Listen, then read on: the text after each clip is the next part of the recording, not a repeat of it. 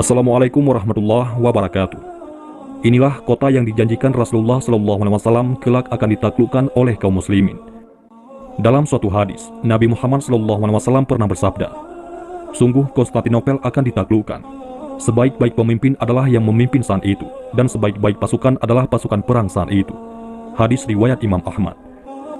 Kota Konstantinopel yang dibangun pada tahun 330 Masehi oleh Kaisar Bizantium, Konstantin I, menjadi ibu kota Romawi Timur dan merupakan kota paling kuat di dunia pada masanya. Maka sejak saat itu pula, sabda Rasulullah SAW menjadi sangat fenomenal di kalangan umat Islam. Jadi dalam janji Nabi, Konstantinopel akan jatuh di tangan muslim terbaik dengan pasukan terbaiknya. Itu sebabnya, sejak Khalifah Umayyah di Damaskus hingga ratusan tahun kemudian, upaya menaklukkan Konstantinopel terus dilakukan. Namun tidak ada satupun yang berhasil. Hanya seorang pemuda belia yang kemudian mampu menaklukkan ibu kota Kristen Timur ini. Dia adalah Muhammad II yang kemudian mendapat gelar Fatih, sang penakluk. Semuanya berawal dari janji Rasulullah SAW kepada umatnya. Kota yang menjadi pusat Kristen Timur kelak akan ditaklukkan oleh kaum muslimin. Namun Rasulullah SAW tidak menjelaskan secara rinci kapan dan siapa yang menaklukkan kota Konstantinopel. Janji Rasulullah SAW inilah yang memotivasi kekhalifahan Turki Utsmani untuk terus berupaya mewujudkan janji itu. Janji Rasulullah SAW inilah yang membuat Sultan Murad II mempersiapkan dengan cermat untuk menaklukkan Konstantinopel. Berbagai penyerangan dilakukan ke benteng Konstantinopel. Kegagalan demi kegagalan tak membuat dirinya putus asa. Bahkan ia mempersiapkan generasi berikutnya untuk melaksanakan cita-citanya. Namun pada awalnya, Muhammad Tsani, yaitu Muhammad Al-Fatih yang masih kecil sungguh disayangkan. Muhammad Tsani sulit untuk diandalkan. Muhammad Tsani sudah terlanjur hidup mewah di lingkungan istana, sehingga menjadi anak yang manja. Ia selalu berlindung di bawah kebesaran sang ayah, sehingga menyulitkan para ulama yang didatangkan ke istana untuk mendidiknya. Hingga akhirnya, kelembutan dan ketegasan dua ulama besar berhasil menundukkan Muhammad kecil. Beliau adalah Aksyamsuddin dan Muhammad bin Ismail Al-Qurani. Di tangan Aksyamsuddin sang guru, Muhammad Al-Fatih belajar banyak hal. Ia berhasil menghafal Al-Quran dan menguasai ilmu lainnya. Di usianya yang ke-14 tahun, Muhammad Al-Fatih menjadi pemuda yang cerdas dan taat beragama.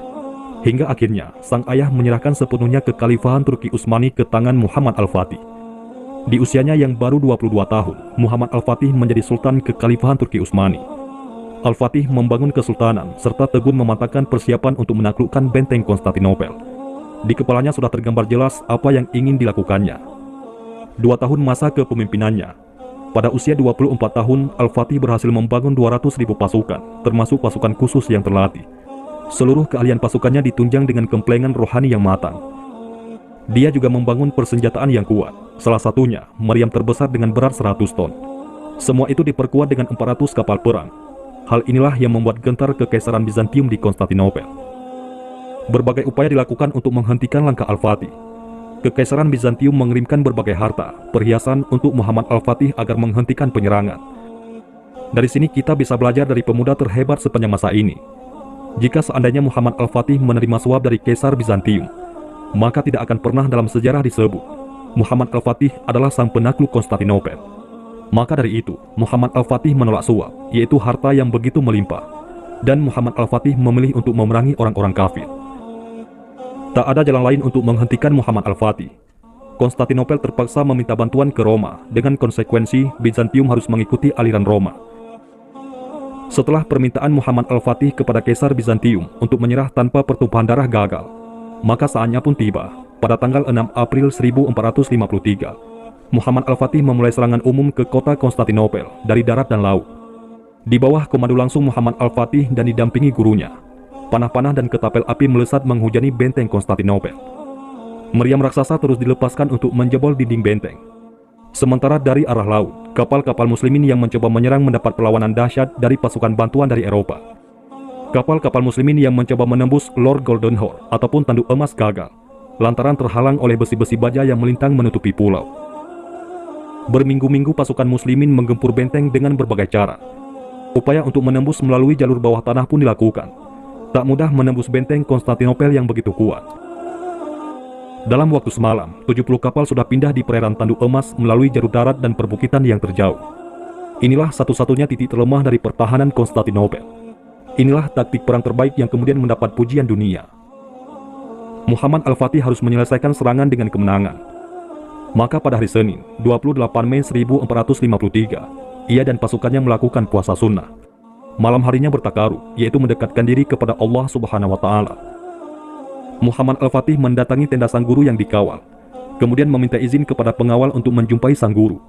Dan ternyata, para pengawal menolak permintaan Muhammad Al-Fatih, karena sang guru tidak ingin ada seorang pun yang mengganggu pada malam itu. Dan ternyata, sang guru sedang dalam keadaan sujud yang sangat lama. Inilah sujud guru yang mendoakan murid-muridnya. Pada hari Selasa pagi, yaitu 29 Mei 1453, dengan segala kekuatan batin dan fisik, serangan yang menentukan dilakukan. Teriakan takbir yang menggelora semangat jihad menjadi penentu nasib Konstantinopel. Hingga akhirnya, kota Konstantinopel tak sanggup melawan gelombang serangan pasukan Muhammad Al-Fatih. Konstantinopel akhirnya jatuh di tangan kaum muslimin. Sang penakluk pun memasuki kota dan menuju Katedral Hagia Sophia sebagai jantung kekuatan Konstantinopel. Disinilah sang penakluk menunjukkan jiwa kesolehannya sebagai seorang muslim sejati. Bayang-bayang buruk penduduk Konstantinopel akan nasib yang menanti mereka sirna dengan kedamaian yang dibawa Muhammad Al-Fatih. Ia memberikan kebebasan dan toleransi pada siapapun yang ingin tinggal di kota ini. Hagia Sophia kemudian menjadi masjid dan tempat sholat Jumat pertama kaum muslimin di kota ini. Nama Konstantinopel kemudian diubah menjadi Islambul ataupun kota Islam yang kemudian populer dengan sebutan Istanbul. Maka selesailah misi seorang Al-Fatih. Ia telah memenuhi janji Rasulullah SAW. Konstantinopel benar-benar jatuh di tangan sebaik-baik penguasa, dan itulah dirinya serta pasukannya yang disebut Rasulullah SAW sebaik-baik pasukan. Setelah ini tak ada lagi yang diharapkan. Yang diinginkan hanyalah membaktikan diri hanya beribadah kepada Allah Subhanahu wa Ta'ala, jauh dari gemerlapnya kekuasaan. Muhammad Al-Fatih meminta nasihat kepada sang guru dan mengatakan bahwa dia berniat untuk mengundurkan diri dari kesultanan. Tujuannya agar dia khusyuk menikmati ibadahnya. Tapi Aksyamsuddin, yaitu sang guru, memiliki jawaban yang sangat bijaksana. Aku tahu, wahai anakku, jika kau konsentrasi melakukan ibadah dan meninggalkan kesultanan, maka semua kenikmatan menjadi sultan akan runtuh di hadapan kenikmatanmu beribadah kepada Allah Subhanahu wa Ta'ala.